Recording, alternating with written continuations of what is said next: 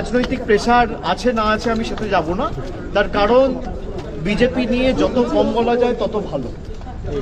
একদিকে দল ভাঙানির খেলা, আর একদিকে বিরোধী শক্তি যারা লড়াই করছে মাথা নত না করে তাদেরকে কি করে দমানো যায়, তাদের ধমকানো যায়, চমকানো যায়, তাদের ভেঙে গুড়িয়ে দেওয়া যায়, কার্যত বিরোধী শূন্য করে দেওয়া যায় পশ্চিমবঙ্গকে, সেই চেষ্টাই গত এক মাস ধরে করা হয়েছে।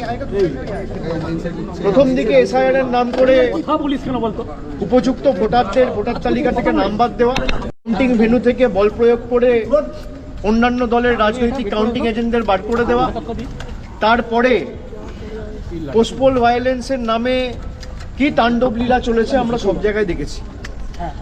বিরোধীরা যাতে বিরোধী দলনেতার স্বীকৃতি না পায় সেই নিয়ে ষড়যন্ত্র, কনস্পিরেসি, দল ভাঙানো, এমপি ভাঙানো, এমএলএ ভাঙানো, এইসব করে কোনো লাভ নেই। তারা ভেবেছিল যারা এজেন্সির ভয়ে এদিক ওদিক চলে যাচ্ছে মমতা বন্দ্যোপাধ্যায়ের সাথে বা মানুষের স্বার্থকে সামনে রেখে যারা লড়াই করছে, আমরা হয়তো চলে যাব, দমে যাব, মাথা নত করব, আত্মসমর্পণ করব, বিকিয়ে যাব। আমাদের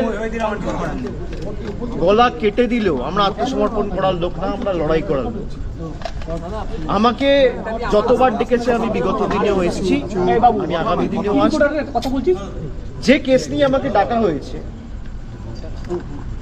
এই যে মামলা কেস 4 বছর আগে ইসিআইআর রেজিস্টার হয়েছে, সিবিআই এনকোয়ারি শুরু করেছে জুন মাসে 2022 সালে।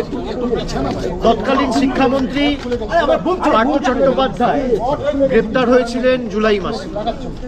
যারা যারা গ্রেপ্তার হয়েছিলেন কেউ আজ পর্যন্ত এখন আর কোনো সুরাহা হয়নি।